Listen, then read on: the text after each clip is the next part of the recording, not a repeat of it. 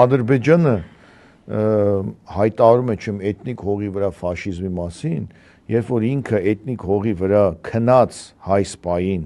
կացնահարողին հերոսացնում է, կոչումներ է տալիս, հա Ռամիլ Սաֆարովին եթե արթուն հայ սպայի հետ կռվեր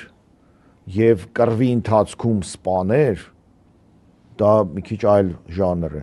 Քնած մարդուն, կացնահարողին հերոսացնող պետությունը ֆաշիզմը դատապարտում։ Ֆաշիզմը պահանջում է,